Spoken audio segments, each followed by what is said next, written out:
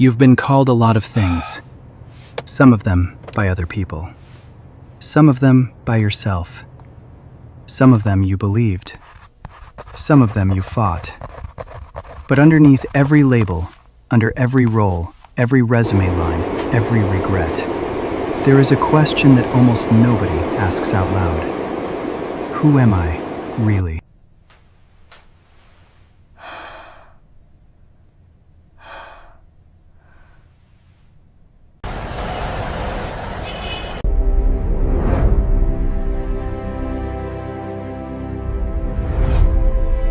Around the year 57 of the Common Era, a traveler in his 50s, a former lawyer, a former zealot, a man who had been beaten, shipwrecked, imprisoned, and exiled, sat down in a rented room in Corinth and dictated a letter to a community he had never met.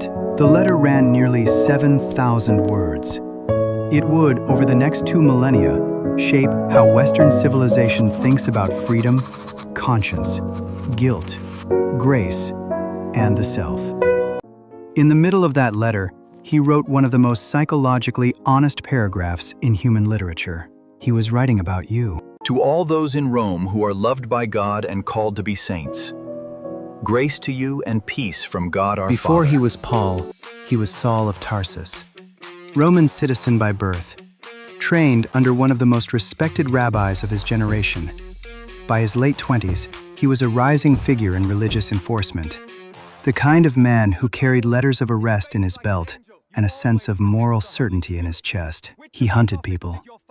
He approved their deaths. And then, on a road outside Damascus, something happened to him that he would spend the rest of his life trying to put into words.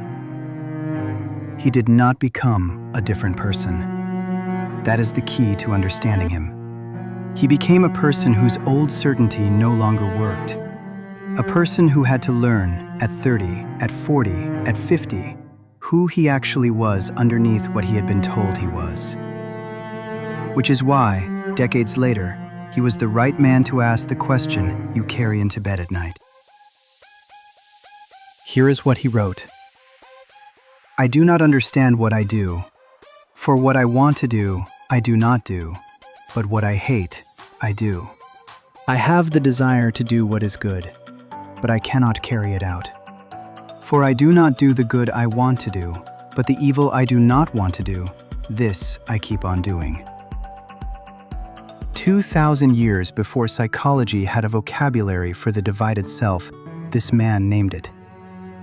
He saw what every person watching this has felt at 3 in the morning, that there is a self that wants to be one thing and a self that keeps doing another. He calls it a war. There is now no condemnation. In Romans 8:14-17, Paul wrote, For as many as are led by the Spirit of God, these are children of God. For you didn't receive the spirit of bondage again to fear, but you received the spirit of adoption, by whom we cry, Abba, Father. The Spirit himself testifies with our spirit that we are children of God. And if children, then heirs, heirs of God and joint heirs with Christ, if indeed we suffer with him, that we may also be glorified with him.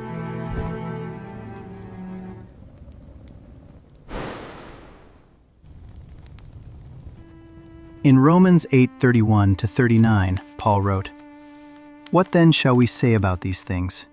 If God is for us, who can be against us? He who didn't spare his own Son, but delivered him up for us all, how would he not also with him freely give us all things? Who could bring a charge against God's chosen ones? It is God who justifies.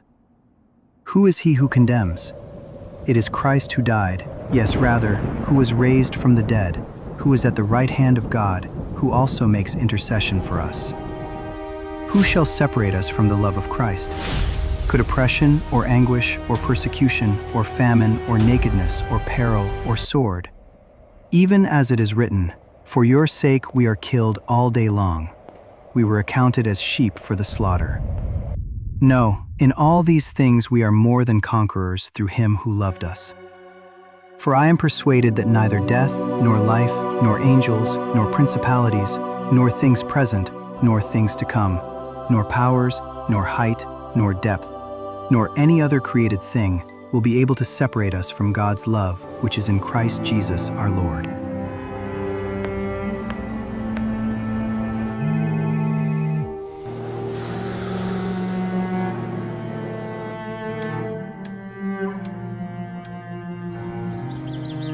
If we look at the core structure, we see a pattern.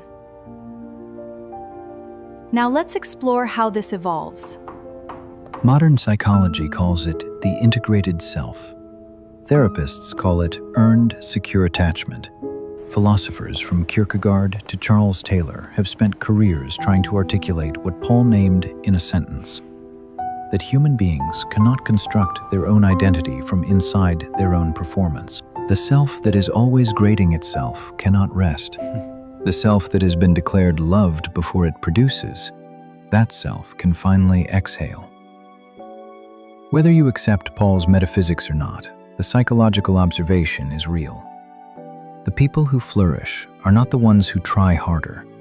They are the ones who stop auditioning.